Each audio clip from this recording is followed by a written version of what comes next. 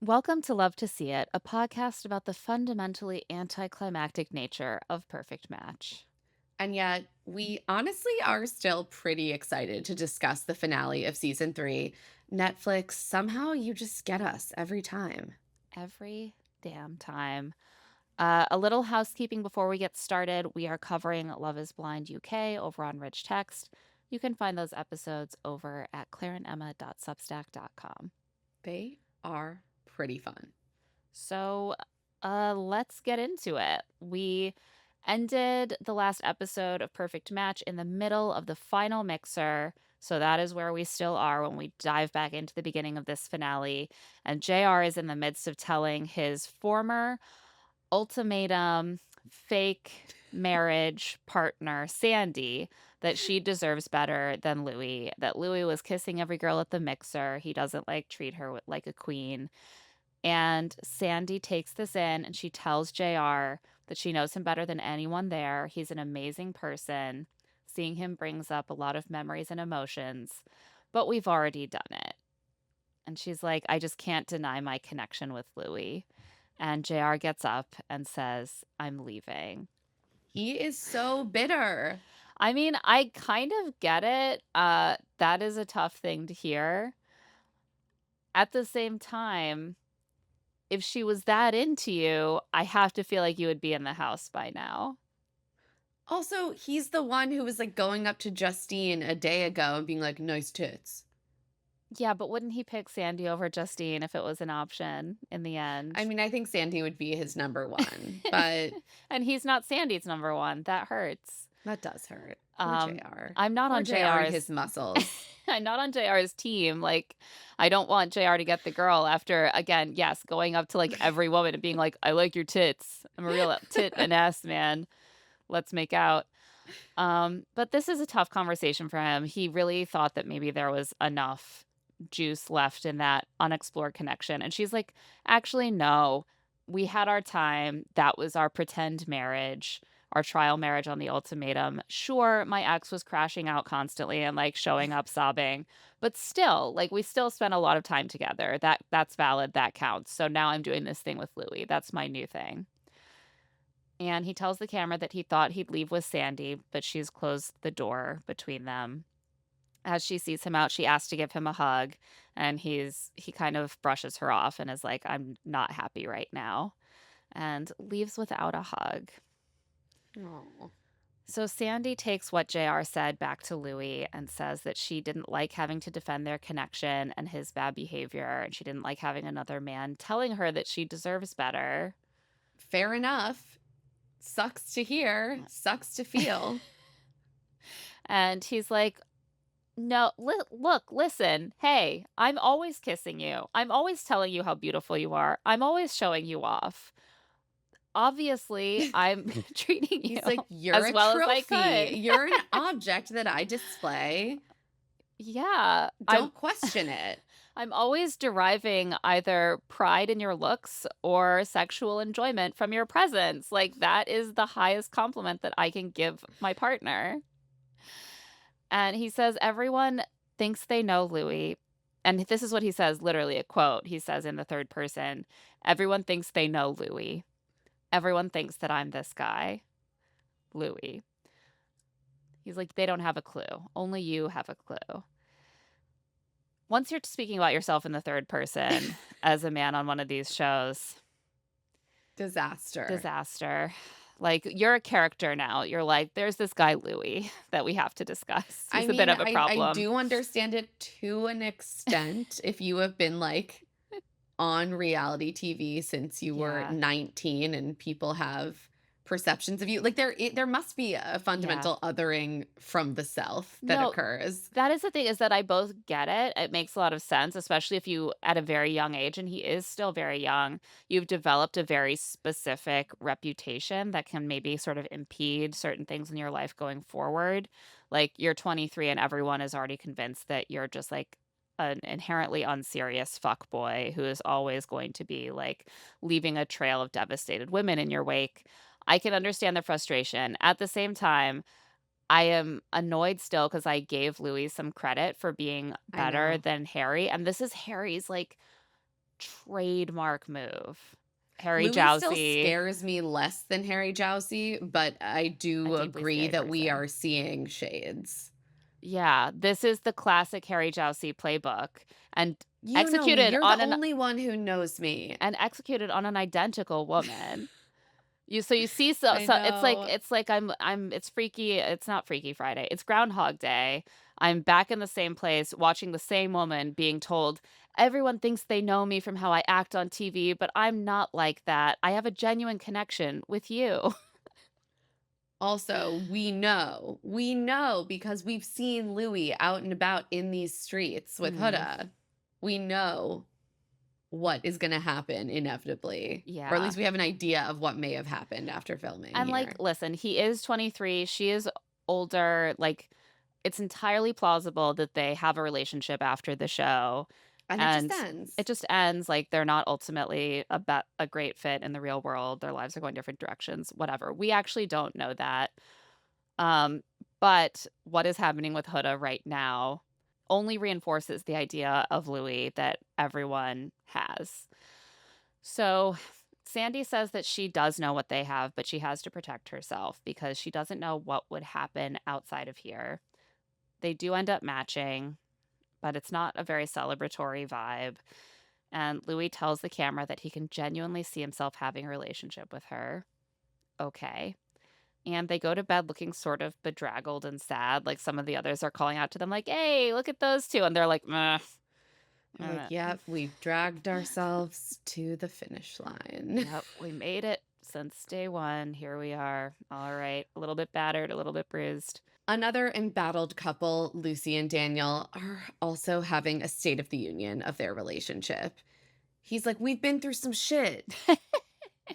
We. That we is doing a lot of work there. We've been through some shit. The what shit? Where did it come from? Who Certainly not subjected? him. It just was out there.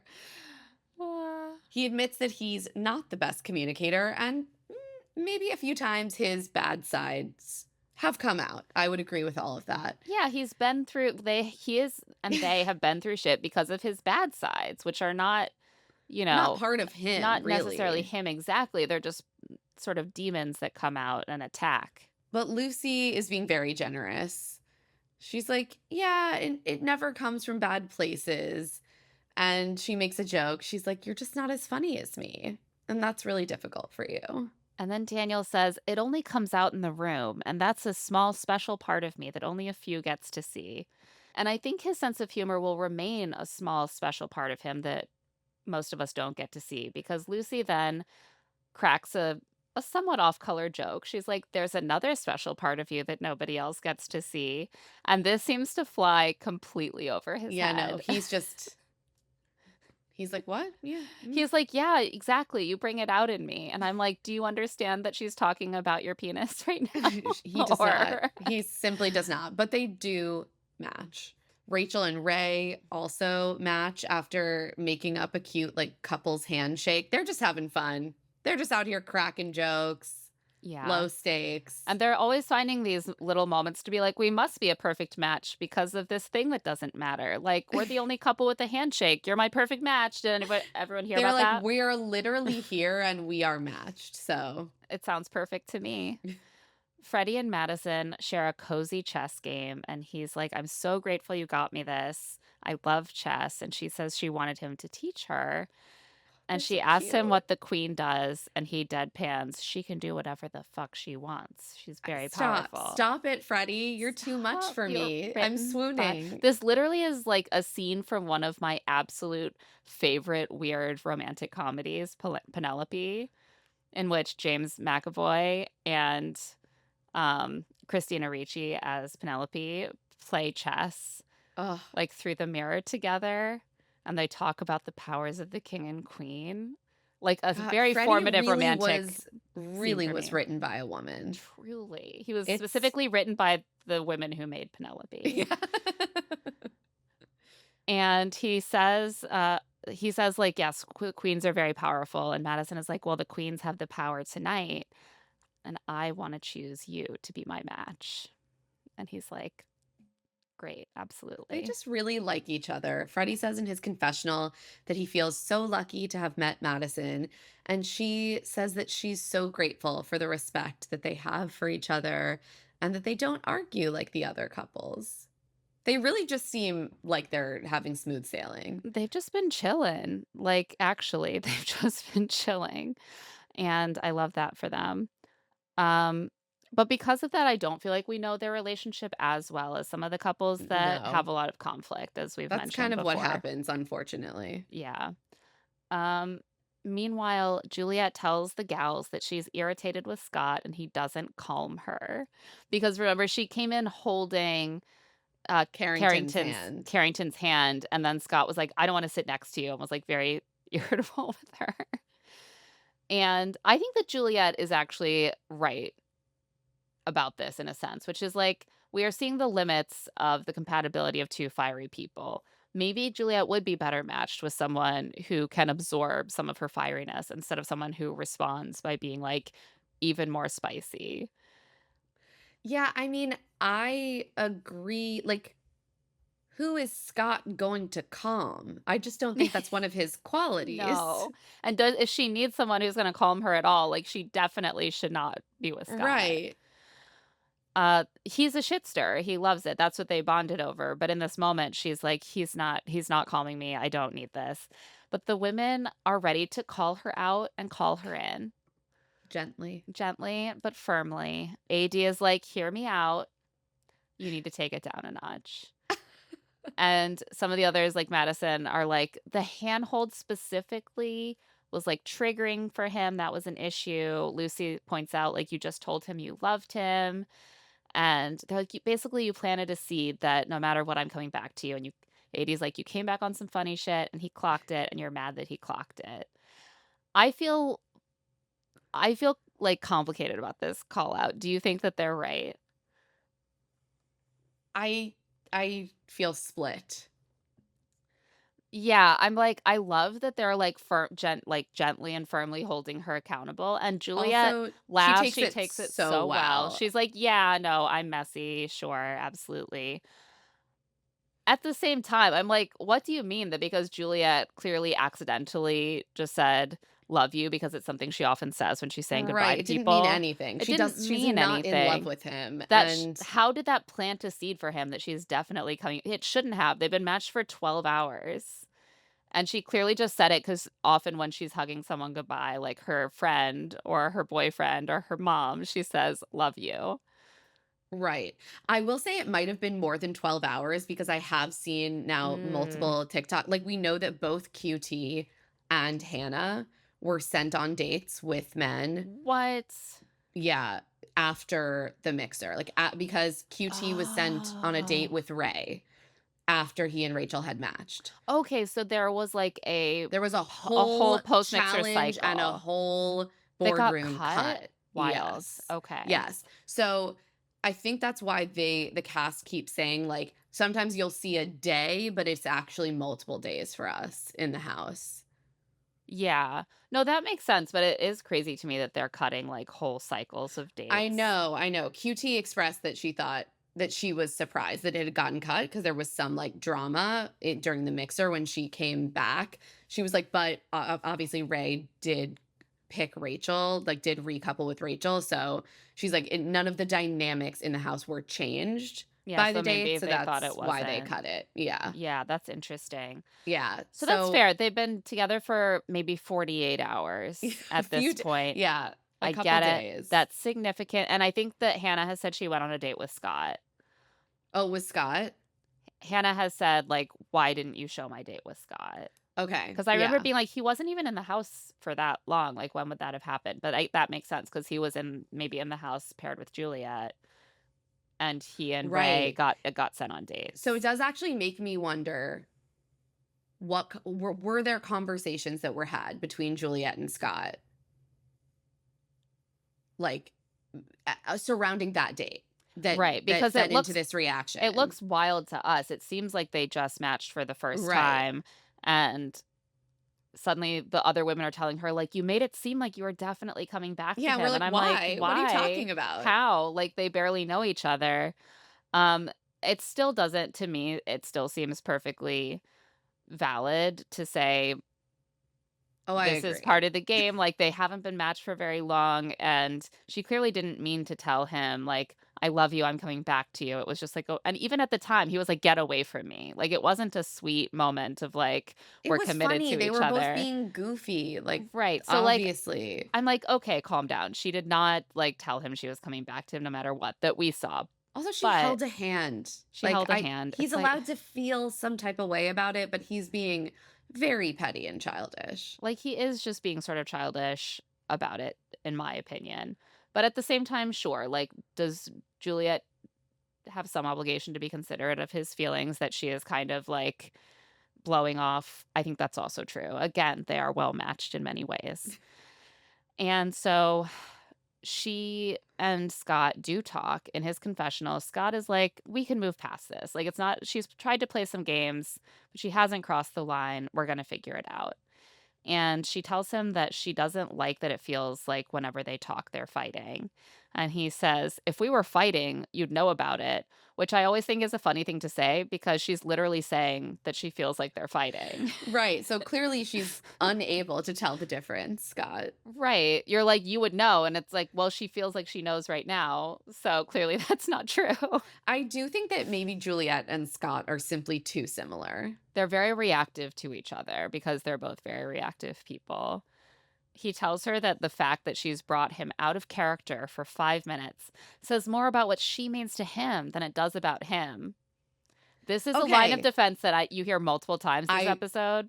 this is what I was going to say. This is the kind of thing that these men have all figured out that they can deploy. They're like, my bad behavior actually is a good thing because it indicates how much I care about you. Yeah. And this reminds me of that like toxic ass line that we will tell young girls sometimes like, oh, the boy on the playground was so cruel to you because he cares about you. Right. That He is doesn't not know how to healthy. deal with his feelings, but if he didn't care about you, he wouldn't be so nasty to you all the time. Let me tell you, the boys in my middle school were all obsessed with me. Yeah, yeah, exactly. Exactly.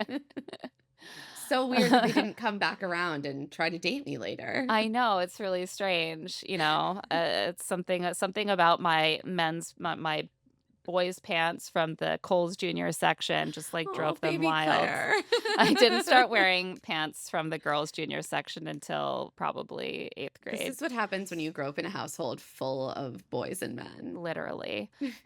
So, uh, he says this thing that, like, "This just shows how much I care about you, and it's been a shit day. That's all it is." And I kind of feel like it actually says a lot about him because it seems like it's not hard for him to get to a place of being very reactive, and that's kind of part of his character. But he's like, "I just adore you."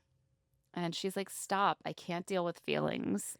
And in her confessional, she says that she's second guessing all her thoughts about his immaturity. Carrington is watching and he is not ready to give up. So he interrupts to talk to Juliet and tells her that he wants to get to know her. And she told him that Scott isn't her perfect match. And Juliet is like, "You're amazing, but I just like, I can't let Scott go." And Carrington starts to look really annoyed here and is like, "So you're going to couple with him?" And Juliet is like, "I think so." And Carrington is like, "So why would you get my hopes up then? Like, why would you say all of that to me?" And she's like, "I don't know." She's like, I'm chaotic. She's chaotic. Like, literally, she just doesn't know Carrington. Like, I'm not saying that she's handling these things with care, but I truly think she just doesn't know. And in the moment, you say, like, "Do you want a boyfriend who's 23?" And she's like, "No, I guess I don't." And he's But like, "So, ergo, he's not your perfect match." And she's like, "Yeah, when you put oh it that yeah, way, I you're guess so he's not." right. And then she talks to Scott and she's like, "He's hot and he's obsessed with me And I like him and I and we have like fun together him." and I'm just like Carrington's fine. She's just not thinking that much about what's happening outside of that moment, I think, which is an approach we see a lot more from men on these shows, I think. When a woman acts like this, men don't like it at all. They're like, No. "You're supposed to be the one with object permanence. You're supposed to remember and sort of contextualize things in the moment. Not remembering that stuff is my job." So now Carrington is pissed and he's ready to be chaotic. In his confessional, he's like, I don't care if you don't want to date me, but don't say one thing and do another. You want to fucking play with me? I will play with you. Oh, game player Carrington is coming out.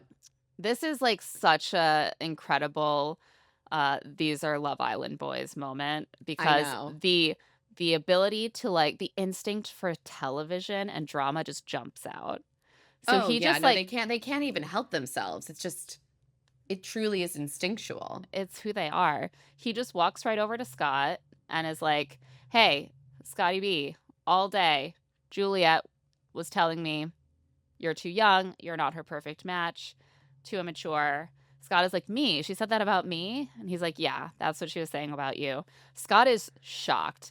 I was shocked by Scott's response because I feel like often when something like this happens, then the guy who is getting the girl is kind of like, sour grapes, I won, whatever. He's being weird. But Scott is so offended Scott that is someone might have said he's young. so offended, and he ends up just walking out with Carrington on the spot while Juliet watches flabbergasted. Not even talking to Juliet. This was crazy. Wild. And there's an incredible slow-mo shot of the boys leaving the villa, and Scott is in front looking pissed, and Carrington is behind him, absolutely gleeful, like Carrington's open like, mouth I did grin. it. I I did did it. He's like, it. I have to leave, but they do too. No, it's I have to amazing. leave, but He they took do an too. interaction that he was losing and he He flipped won. it. He's the winner. He came out on top of all of them. I know. He You controlled have to his hand it fate. to Carrington. I mean, what a move. And it paid Yeah, off.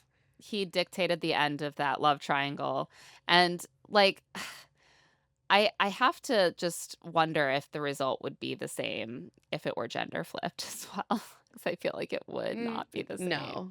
These women have eaten so much shit.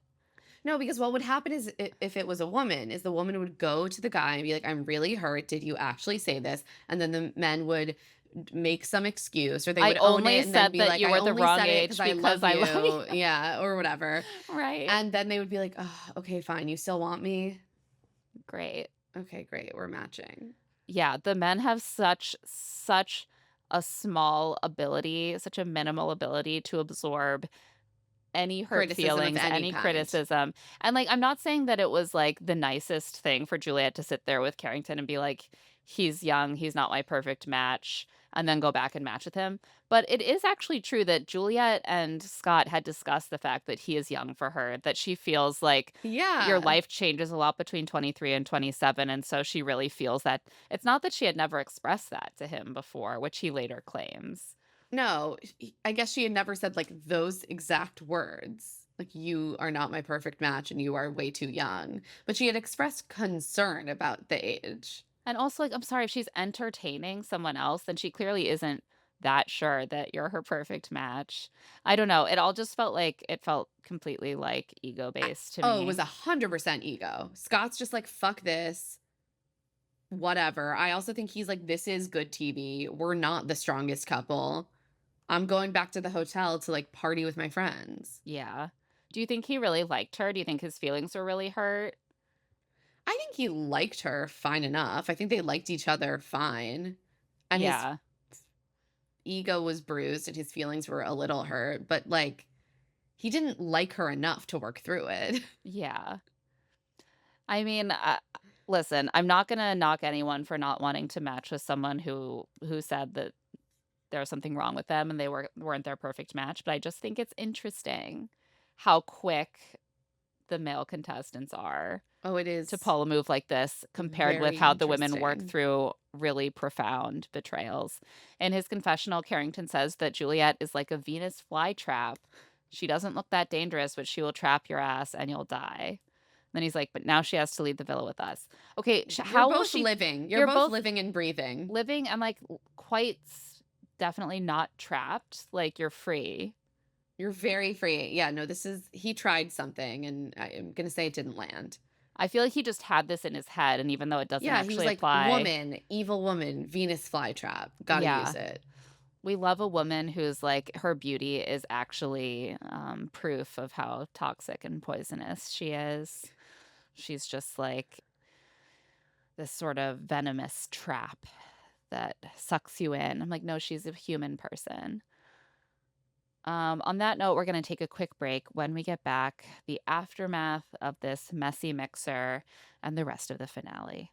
And we are back, and it's time for Juliet to make her exit. She's like, "Oh, why does this always happen to me?" And then she hilariously says to the camera, "I'm probably going to get a sad montage now." So obviously, the editors do her a solid and make her a sad montage. Yeah. It's great. There's a song, ballad playing, like, I'm free to be wherever I want to go, flying solo.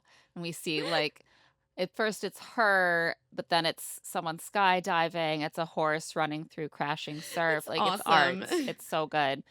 And she's like, I'd rather be alone than be with toxic men. I will never go for someone with a two in front of their age again. I bet that when Scott is in his 30s, he'll still be like this. Yeah. To a large extent. Like, I obviously, like, you mellow a bit with age, and once you're past 30, you're a bit more tired, As we know from as we Kat. know. But, like, I feel like some of this is just his personality. She's like, "I've learned that I'm the best and everyone else around me is probably just crazy." I fucking love Juliet. She is an artist. Like, she is a Artist in the form. professional. She belongs on reality television. Yeah. No, this was really amazing. Because first I was like, "What do you mean, why does this always happen to you? You were very integral in this happening through the things that you said to different people. You very much contributed to this happening, so maybe there is a lesson to take away here." And then she's like, "Nope, I'm the best. Everyone else is crazy." I'm like, "I gotta hand it to you. I love the confidence. I love the self-assurance. I love seeing a woman not letting herself feel like the problem even when she is." Yeah, no, I think it's great. It's a salve.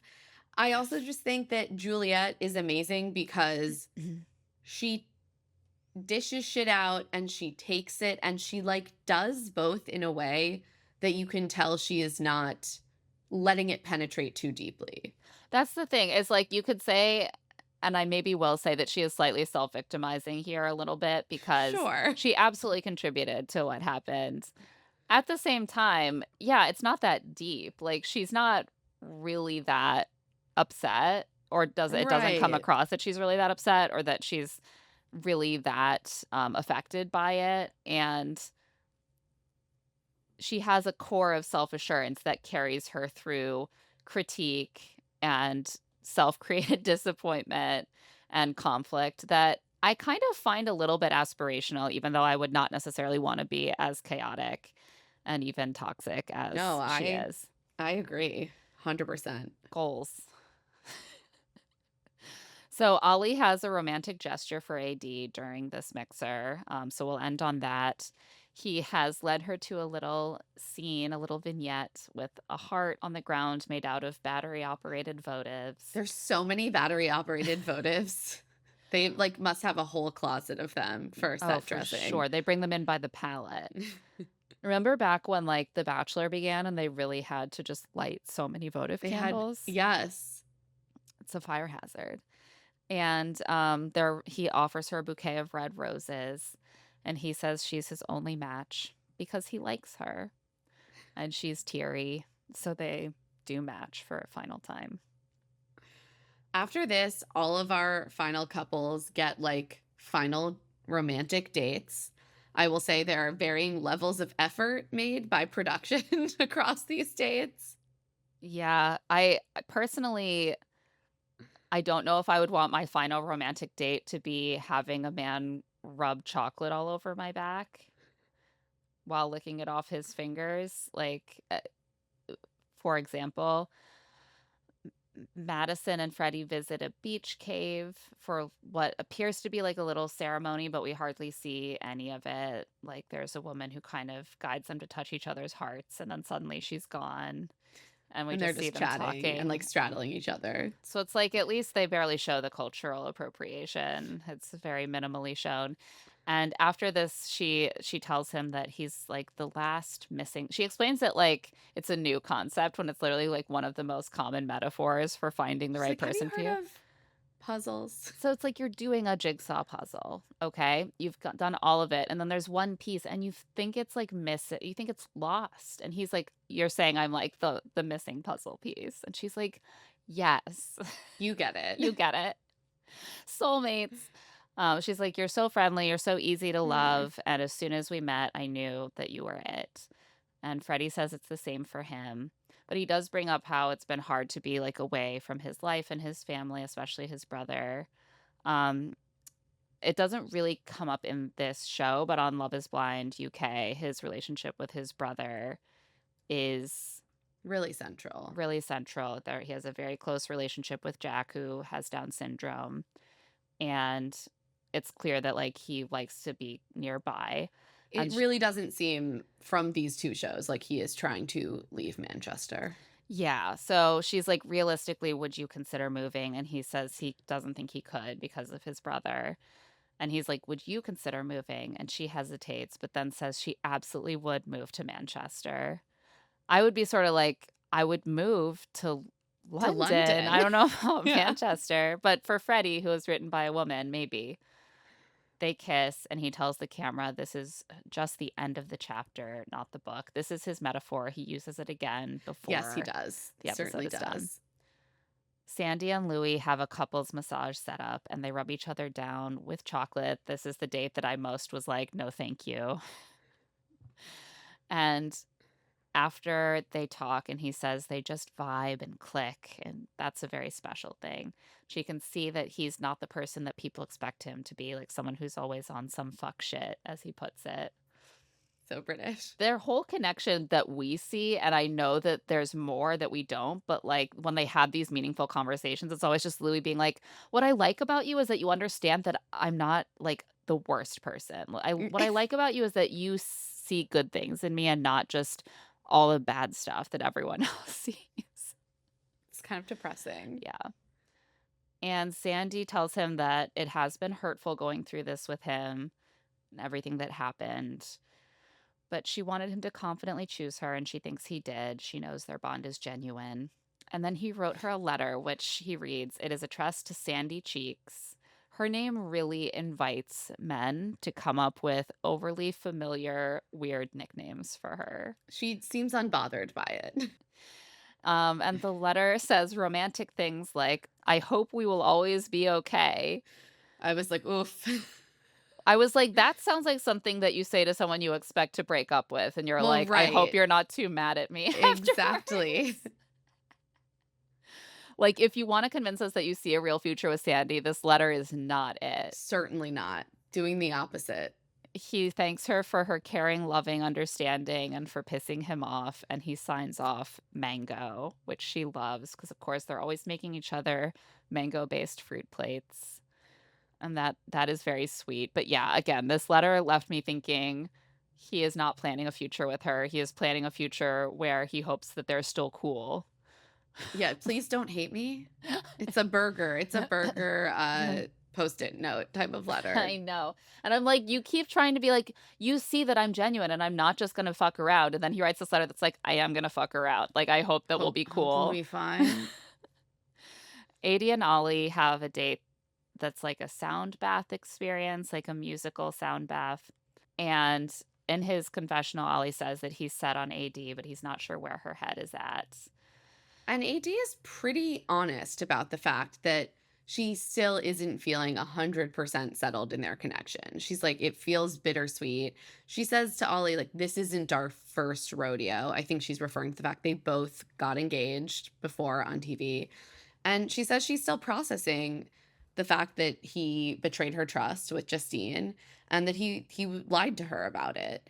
And they do, however, agree that, as of course all of the men again use this line of defense, the reason that it bothered her so much is because she cares about him. Right. She's like, I'm actually glad that it really hurt me so much because if it didn't, then it would mean I didn't really fuck with you like I thought I did.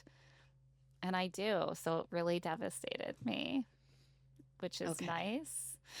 She's really trying. She's really trying. trying. I'm like, oh God. It's like this seems to just, like, present an argument for, like, why you should cheat on your Well, partner. exactly. Because then Bad behavior gives you more evidence that you care. right, it's like and I the problem is I really do think that some men view it this way, like, is Well, she a ride or clearly. die?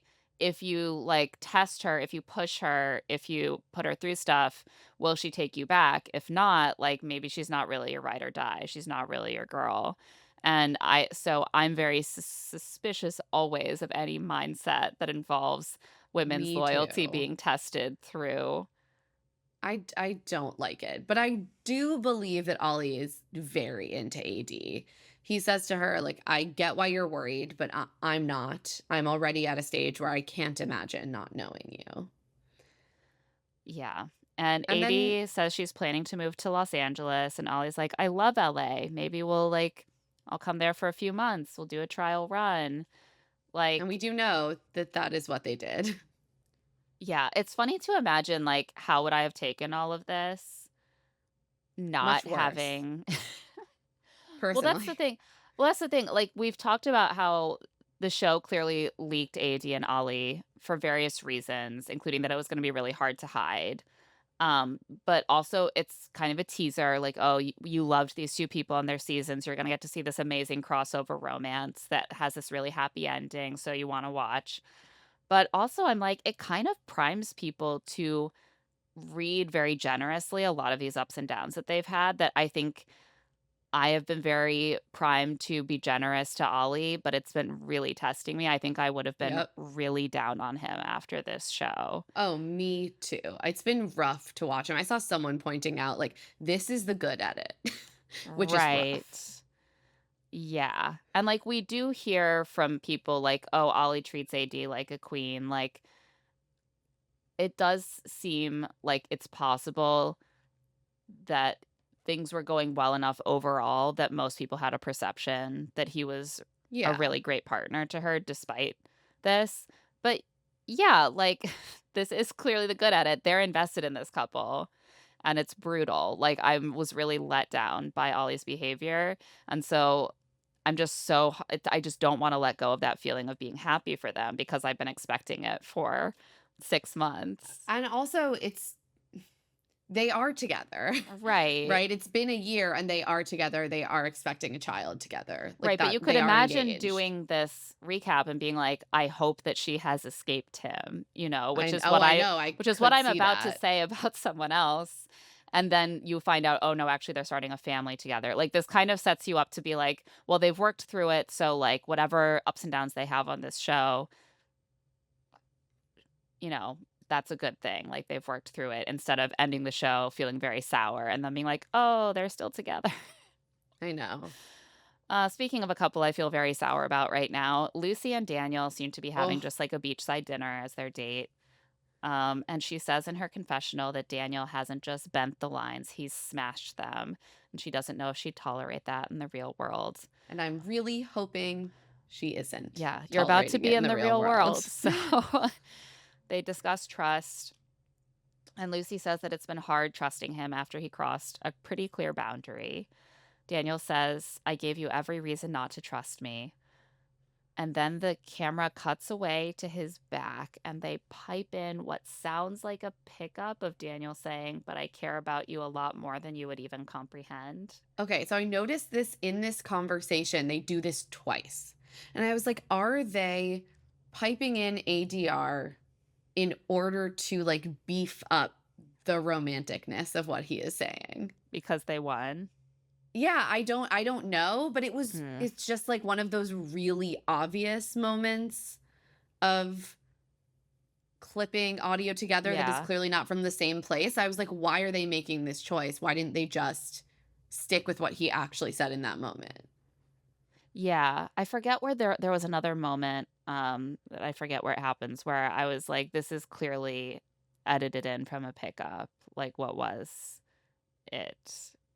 Why was It was it I done? didn't write it down, but there was like another moment in this same conversation but he's just kind of saying the same thing. Yeah. So there I don't remember if that's the one that I'm thinking of or not. I'm annoyed that I There didn't write it probably were down. others, but I was like, "Oh, they're But giving yeah. him like more romantic dialogue than he said in this moment." Yeah, Lucy says, that this relationship has, in a really good way, forced her to be more direct about things than she normally would be, because normally she would, like, talk about it to her friends and just let it go. And I was like, "Lucy, it maybe has forced you to be more direct about things, but I don't that's not necessarily in a good way." Like, you're basically saying that he treated you so badly and in such a That you had public to say setting that she something. had to say something. And that's not actually a sign of him being good for you. That's not actually a sign of him being the partner that you need. It's just a I sign that he did something so egregious and so public that you felt that you had to step into, like, a more empowered and, like, clearly communicating version of yourself. I wonder if she's having very serious doubts about this relationship, and so she's sort of hanging her hat. She's like, "We're about to reach the end of filming." Like, I still feel and like then she she's is, like, like, telling herself a story about how this is all a good thing. Like, "Oh, he just cares so yeah, much. no, Oh, I he's mean, just she's such a good spinning person. it. She's Oh, I've spinning it grown for so herself. much." Yeah. And he says he wants to be better for her, Okay, and she I just yeah, I don't like him at all. She tells the same. cameras that they'll definitely see each other outside of No, here. I in fact find him borderline like frightening. Yeah. So that's Mhm. how I feel about Yeah, Daniel. 100%. Rachel and Ray, I was laughing so hard watching their last chance date. It's just sitting on pillows, surrounded by I battery know, I was operated like, "Did I candles. miss something? Was there an Was activity?" there any activity? It doesn't even look like they have food. They're just on pillows. Well, and they end up kind of being like, "Oh, isn't this like a nice change from Lucha Libre? Like, where you were like jumping off the top ropes, that was crazy." Like, their last date was very, activity focused, and this is like 0 activity. Here's a Production pillow, was just like, enjoy. These two are having fun." The Yeah. vibes are very good on this date, but just very casual also. They're like, we've both failed so many times, like putting our hearts on the line on reality TV, and now we're with each other. But this is what, like, when Rachel I say she's a professional, she's so, like, good at spinning this. She's just like, "I'm glad that we had all of these failures because it brought us to each other." And I'm like, "That's something that you say when you've, like, found the one." And I'm like, no, you guys just like each other I'm fine. glad You're for all of having these failures fun. so that I could find, like, a nice guy that I A can have nice guy fun to with. enjoy a little bit. Yeah. And my favorite moment though of this date is when they're talking about like hanging out in LA and like doing activities together. And Rachel tells Ray that she's like, "I really want you to see my crying wall." He is not in Bachelor Nation. And He has he's not never in heard of the Bachelor crying Nation. wall. He hasn't been following her on Instagram. He doesn't know the lore. For anyone who doesn't know, which like, what are you doing? Rachel has like a gallery wall of stills of her friends, like on Bachelor shows mostly, crying, And like, herself. and herself crying on reality TV. And she's trying to explain it to him. She's like, "Oh, like I've like all my friends crying." And he's like, "You have why do you have those photos?" Yeah, He's he's like, like, "Did you take "Did them?" you took photos of yourself and your friends crying? Where did you get them?" And she finally says, "No, on the TV." Yeah. No, all my friends are from television, and there are photos of them crying, obviously. And, so he's like, "Oh, okay." He clearly finds this so weird. He's so He's like, confused. "Okay, um, cool. I mean, that's weird, like, but, like, you're a vibe, like, you're great, you're so fun. Like, yeah, let's hang out. We're gonna go skydiving on our first day. We're gonna have sushi in Studio City." And so, yeah, it's a fun conversation, and then it's time for the selection nights. Hell yeah, it is.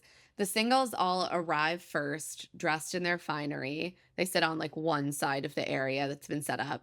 And Juliet is feeling real triggered because she has to be in Scott's presence. Then Nick Lachey arrives to like announce the five final couples who get their like an extended entrance. They get to walk in one at a time.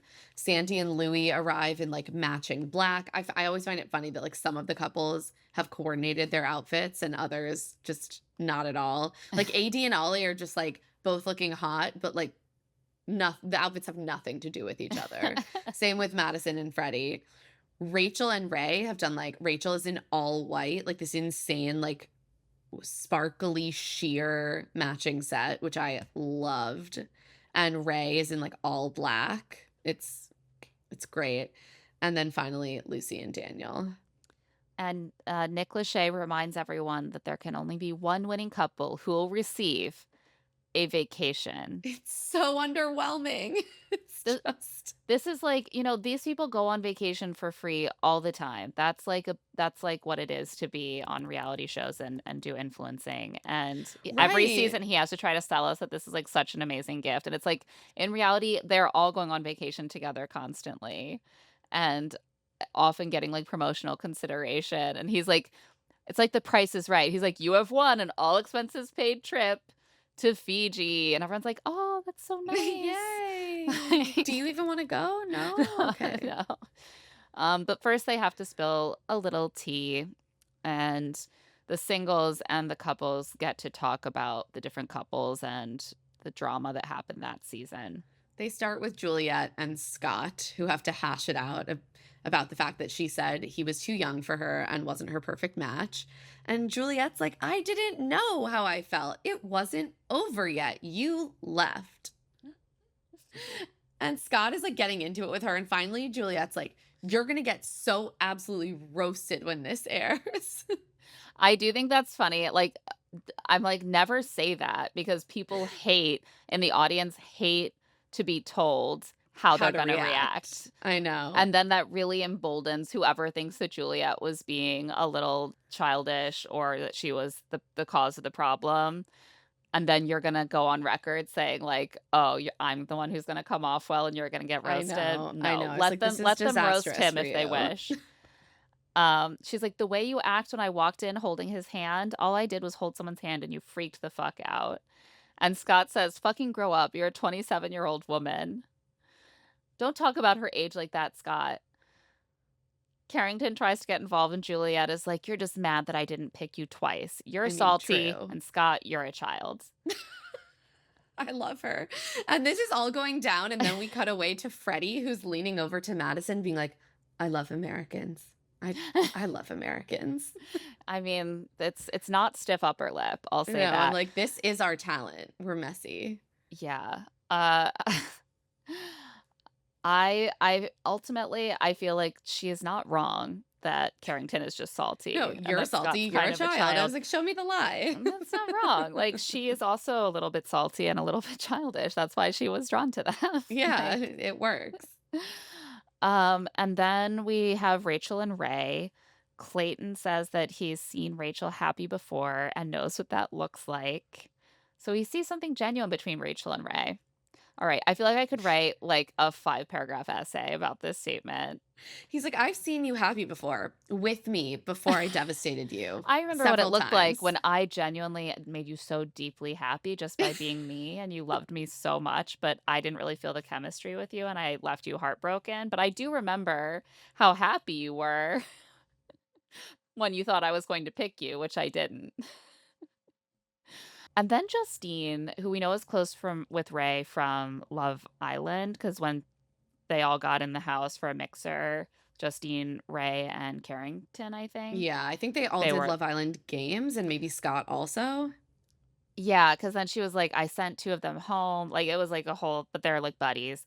So she she goes like, "Girl," and everyone's like looking around like, "Oh my god, what is she about to say? Like, this sounds bad." And then she's like, "I know Ray, so I see it." It's like, yes, great. Everyone And feels good about this match. and Nick Lachey is like, "Nice, moving on." Nick's like, we have limited filming He's time like, here. We "Just got the that girl took up, like, 10 such a long minutes. time." No, that was incredible. Incredibly dramatic delivery. On that note, we're going to take a quick break. And when we get back, the rest of the Perfect Match Season 3 finale. And we're back. So let's talk about Louis and Sandy and their hot seat moment. They acknowledge that they've been tested, that they've explored. They still came back to each other, and that's what it's all about. Alex actually takes another tack in her attack on them. She's like, Louis, You actually didn't try to get to know anyone else. You just, like, flirted and kissed women, but we never had, like, a deep conversation. And I actually feel like this is maybe the deepest critique of how some of these men handled this is, like, Yes. if you are testing your relationship by getting really physical with some other women, but not actually trying to get to know them like you would if you were considering a relationship with them, then you're actually skipping the hard work and the actual test. But you're not testing, you're using this as an excuse to step out on the relationship. Exactly, and I think that that might seem like a fine distinction, but I actually really appreciated that Alex made that point because I think she's absolutely right. I agree. It's more akin to a guy being like, "Yeah, we had sex, but it didn't mean anything. Like, we didn't even like, I didn't even like her like that." It's And like I think we've also talked about the fact that they seem to it's like the Madonnas are back at the house and the whores are in like the singles hotel. right, it's like, "You're just here to test me, AKA service me Right. physically while I'm here, and then I get to go back to my woman." JR says that Sandy is the prize and Louis disrespected her and she doesn't deserve that treatment. But Sandy defends Louis and says they're on perfect match, they're not in committed relationships, and what she cares about is that he came back and was honest with her. That is She's the one thing Louis has going for him. I know. I do think that, like, she plays up a little bit how honest he was because I think he could have been quite a bit more To be detailed. fair, she hasn't seen the footage yet, But and she I'm did sure hear from AD, like, he was, like, he wrapped around went Alex in the crazy. pool, like I haven't seen, I mean, I haven't listened to Sandy's interview on the Vile Files because mm. it just came out, but I am interested to hear her thoughts on like watching back some of this footage. Same. Oh my gosh, I can't wait to listen to that. Um, and Louis says, I might be seen as a menace or a player, but when you know me as Sandy does, you know I ain't like that. And Nick is like, well, you guys live far apart from each other. And Louis is like, I'm moving to LA. It's done. I'm moving to LA. And it's like, I love how that everyone immediately understands and there's no follow up on this because he's obviously just moving to LA to live To the be LA famous. lifestyle and be famous. It has Yeah, nothing to do with obviously. Sandy. Obviously. Everyone's like, "Oh, together?" And Louis looks panicked, then he's like, "Maybe." Yeah, you're moving in together? Yeah, maybe. Certainly not. Uh, Lucy and Daniel are next, and Lucy does call out that if the girls had acted like the boys did during the mixer day, the house would have been in turmoil. Sandy pipes in. She's like, yep, certainly, yeah. Yeah, it would have been." We truly saw a man walk out on a woman on the spot for saying behind his back that he was young. And multiple men truly punished their partners because the woman had the audacity to laugh at another man's jokes Yeah, I mean, at an unacceptable decibel level. yeah, I think that seeing Scott walk out on bleh, sorry, cut that, John. Yeah, I think that seeing Scott actually walk out was a moment where I was like, "Oh, that's the threshold for what will cause a man to walk out." And meanwhile, these women literally are all They still must here. absorb. And you kind of have to as a woman on a show like this because or else there'd be zero relationships. Right, it's your role to be understanding because the men simply aren't going to behave. Right. So Olivia says that while she doesn't really know Lucy, she believes she's deserving of something wonderful, and it's sad to see that's what you would want to accept. I felt like this was a little bit of Backhanded? backhanded. Yeah, I felt like Olivia did this twice where she has these criticisms of the relationship which feel warranted, but she puts them on Lucy like, "Oh, that's so sad for you that you would accept this treatment," or like, "Oh, that's so like your man was all like dirty with like my body having been recently pressed against him," basically is the implication. Like that's so sad for you that you Right. would accept that rather than being like, "You deserve someone who's not acting like a dirtbag." Yeah, no one is gonna wanna hear support that is phrased that way. It feels a little Right. bit contemptuous and disdainful to be like, "Oh, that's what you would want to accept? How sad." Well, Like, that's not exactly. a kind of sympathy that I wish to receive, and that's kind of I feel like that's a little bit Olivia's personality. Oh yeah, for sure. Louis interjects to stand up for his bro, and it says, like, this is perfect match. They're not all just meant to find someone and stay. And Olivia's like, but isn't that what you all did? And solid point, Olivia, I because mean, yes. again, like, they all these men feel like what this process means is I find someone day one, I lock in, and then there are some days when I get to go on a date or to a mixer and I get to misbehave in some sort of like And physical then like way. grovel, and she'll And then definitely I take me grovel and back. I stick with that relationship because the goal is to have some like drama from fucking around on the side and then I maintain my relationship at home, which is Right. again just like such a microcosm of how men have historically also been socialized to like treat their relationships. Right. And then that all of those instincts and patterns are like amplified because of the incentives on reality television. Right, but if a woman were to do that, it would not be seen as No. I acceptable. think men would leave. No, They they would fully leave. truly would leave. They Yeah. truly would leave. And Juliet says that maybe the single ladies just felt used because they knew that the men were obviously not really open to leaving their partners. And I think some of them probably did. But Olivia says no. She's like, I don't feel that way. I wasn't the woman that those men had to crawl back in bed with. And I think the reality is, like, I think that the men were disrespectful in different ways to both groups. Right. Everyone was disrespected actually in this situation. Right. Hannah calls out that while Louis went back after Boys' Day and was honest, Daniel wasn't. And Daniel says he knows that he handled that wrong and he hurt Lucy, but we are perfect matches. And Lucy's like, yes, we are. And Olivia scoffs. Madison and Freddy are next. Madison says that Freddy is just a green flag. He makes her a softer, kinder person. Freddy says things between them just feel right. And a lot of their connection was just formed over like pillow talk in their I room. I was really getting swoony over the two of them. I know. They've had like such a sweet.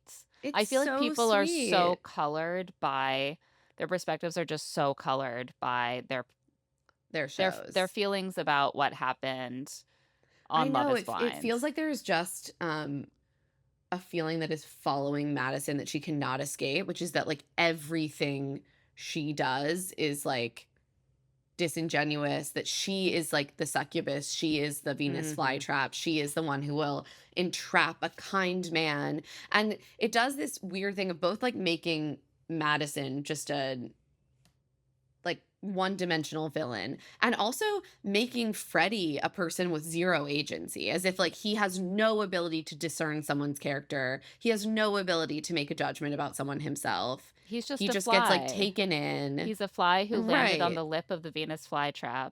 It's just insulting to both of them.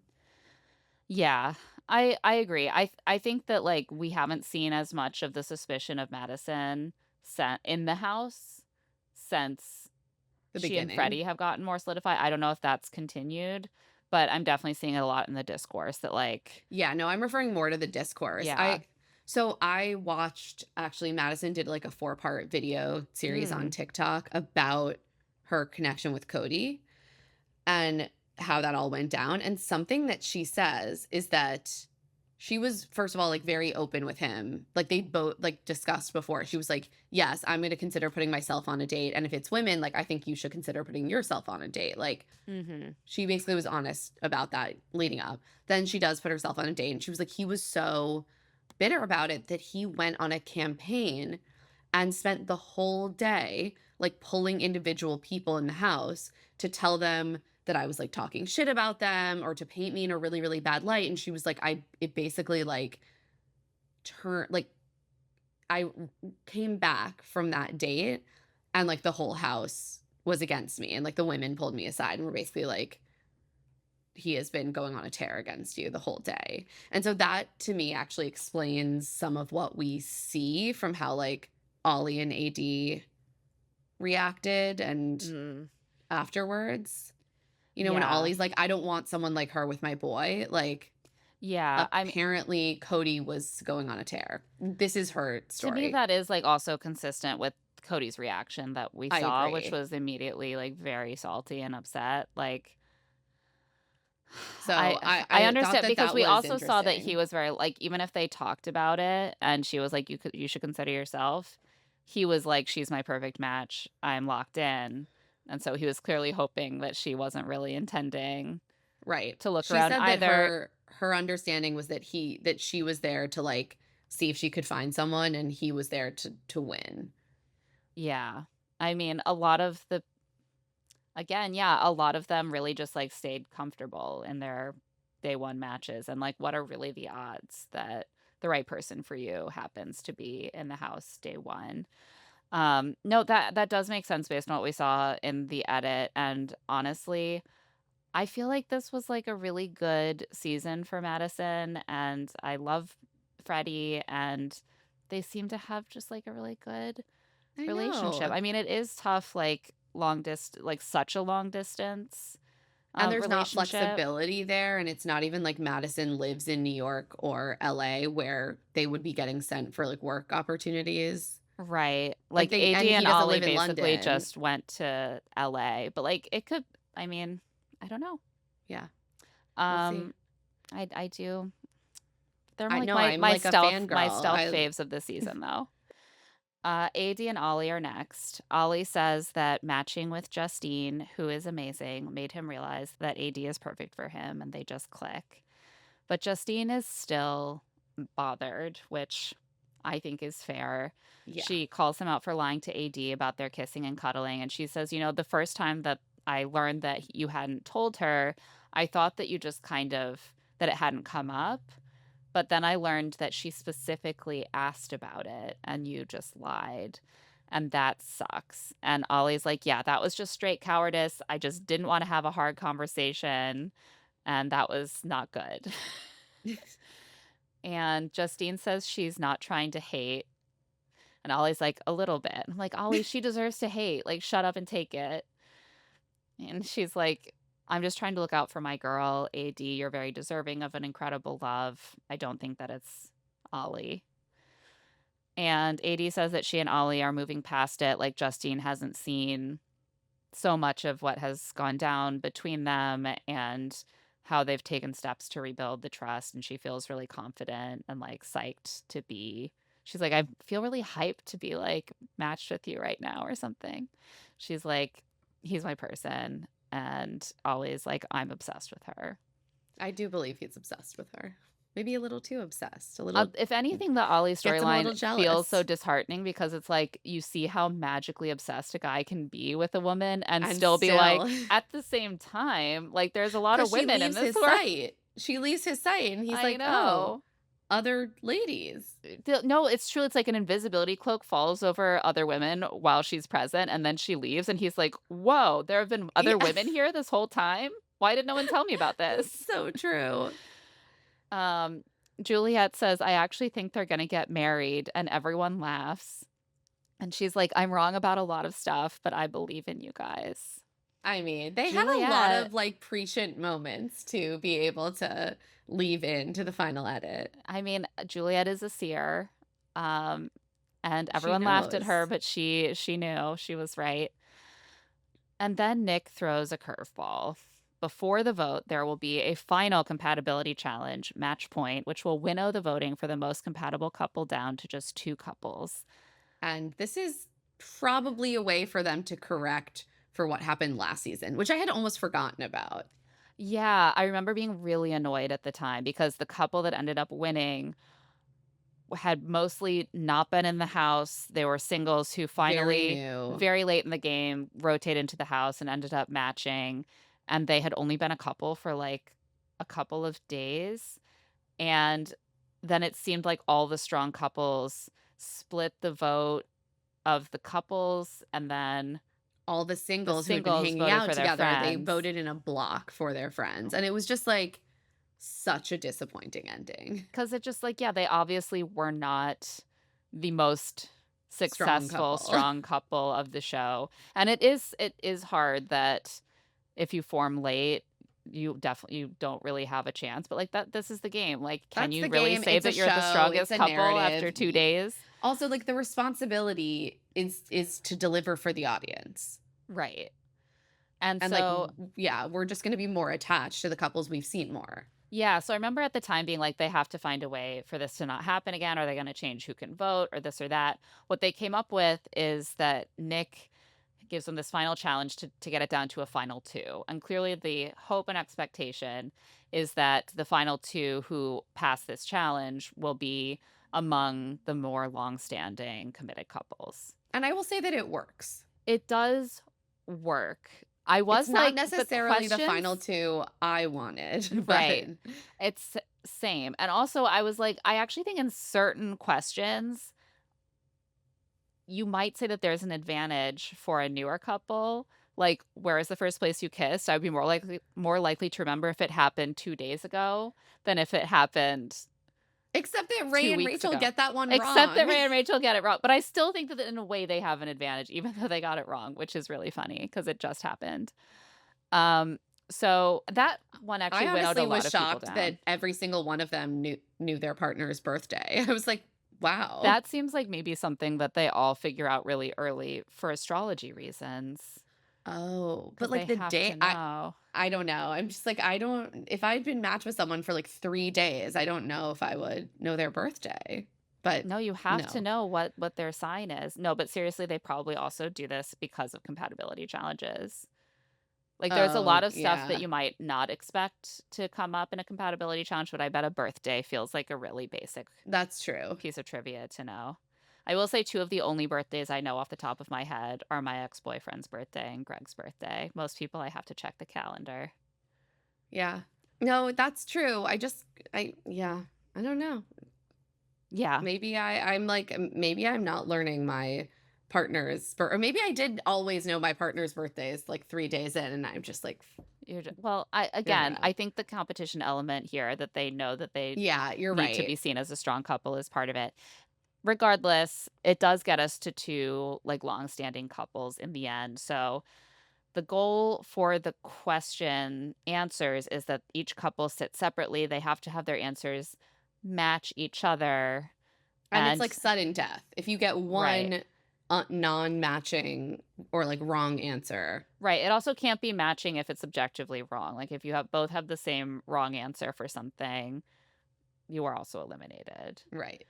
So, everyone gets their partner's birthday correct. Ray and Rachel and Freddie and Madison both get eliminated during the question, "Where did you first kiss?" And I think a lot of them are just like, "I guess when we first matched," but a lot of them did not kiss for the first time when they Yeah, and then matched. they have like video footage of the first kisses to play. Yeah. And one question is, "What's a flaw that your man has, but one that you can live with?"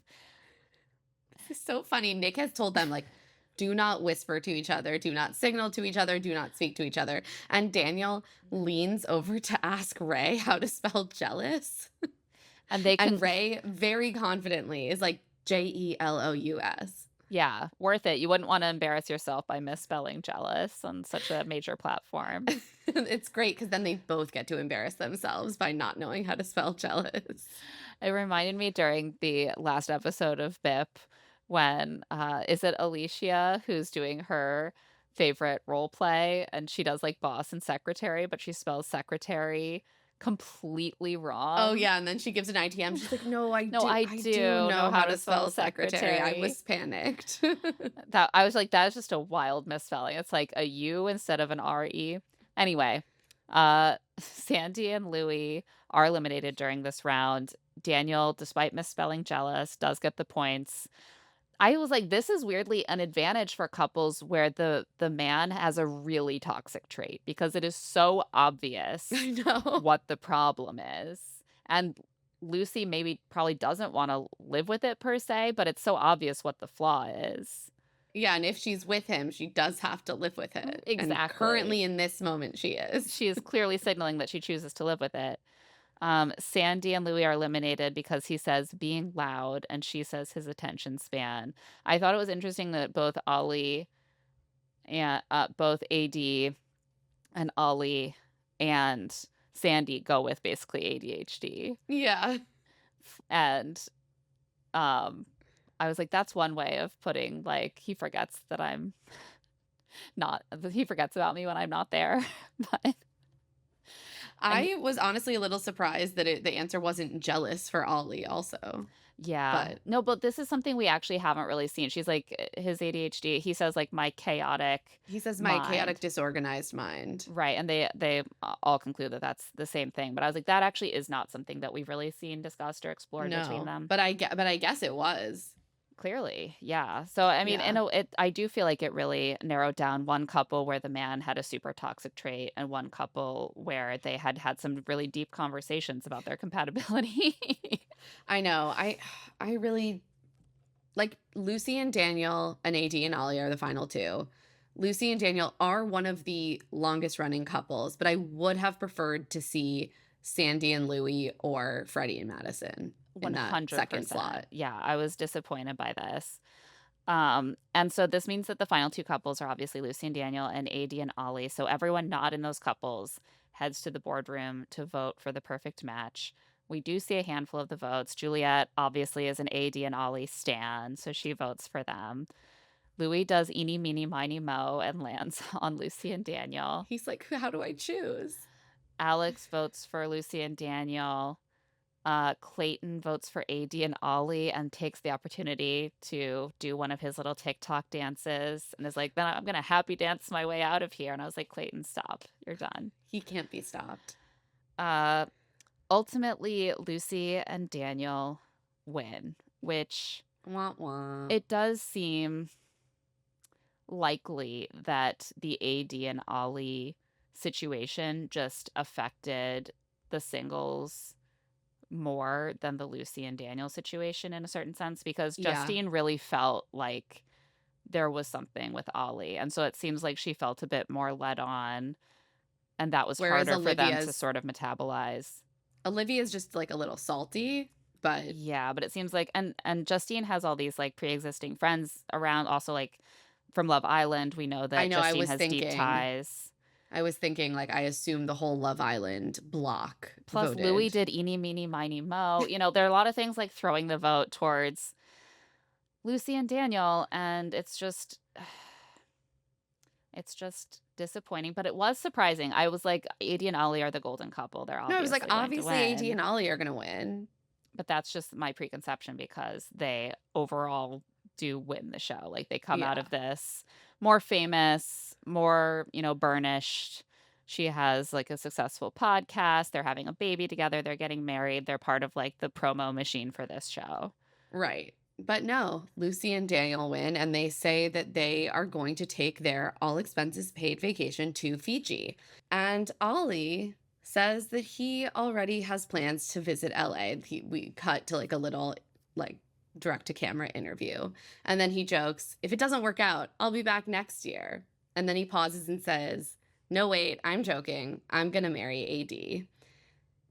The credits Aw. play, and then about 30 seconds into the credits, which I missed initially, Claire had to point out to me that there was a postscript. They tuck a lot into this little credits They really postscript. do.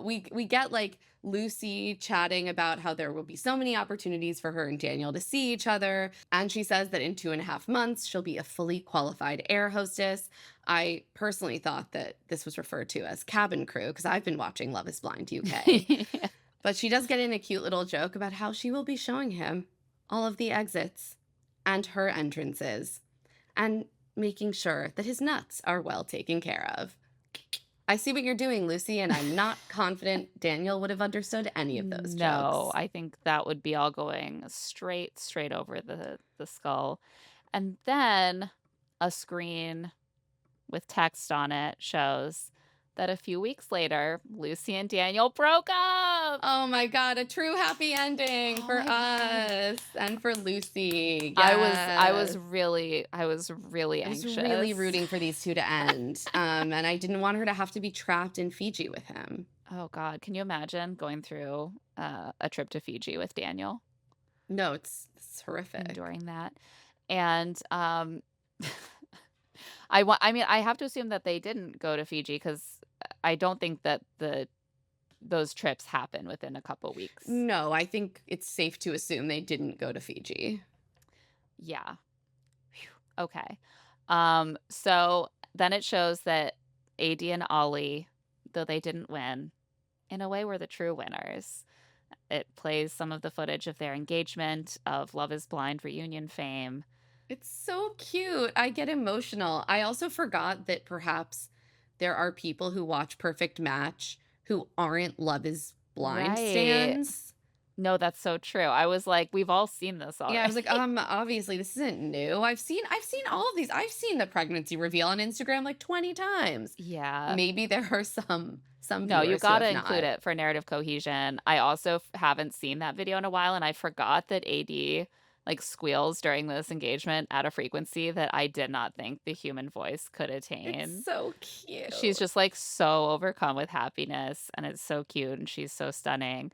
And then it shows the video of their pregnancy reveal photo shoot. I mean, I love that. I I'm just sorry. hope Ollie is being like I the best know. partner and letting her speak to men and like not being weird I because know this is the problem is that I'm just like rooting for them so I hard. know. I want them to be good. She seems really happy and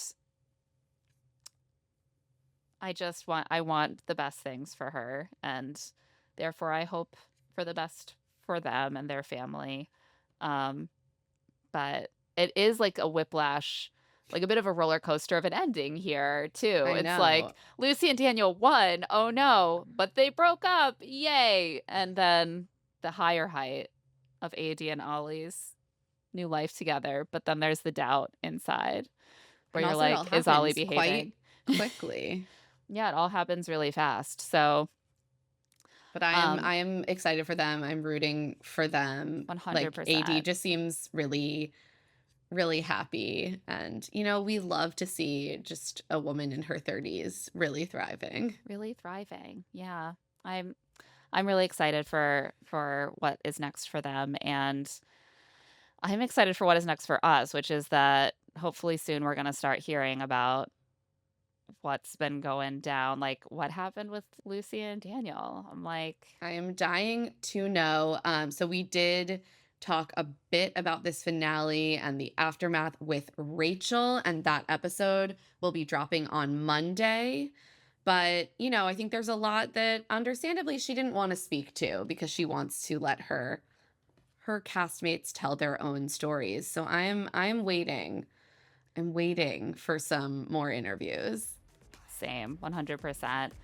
So, on that note, that is it for this episode of Love to See It with Emma and Claire. Love to See It is a presentation of Odyssey. The show is produced by us, Claire Fallon and Emma Gray. This episode was edited by John Bahar. Our theme music is by Tamar Haviv, and our art is by Aaron Nestor. If you like the show, please follow us, rate us 5 stars, leave a review. Of course, tell all of your friends about our show, maybe in an eloquent letter addressed to Sandy Cheeks. If you want to get in touch, you can email us at claireandemmapod@gmail.com. You can also find us on TikTok at Love to See It Pod and Instagram at Claire and Emma Pod. And you can find our newsletter, Rich Text, on Substack at claireandemma.substack.com. I'm also on Blue Sky at Emma Gray and on Instagram at EmmaLadyRose. And I'm at Claire E. Fallon. Special thanks to the team at Odyssey: Eric Donnelly, Aaron Constantino, Kate Rose, Moira Curran, Melissa Wester, and Hillary Ship. We'll be back next week. Can you keep up?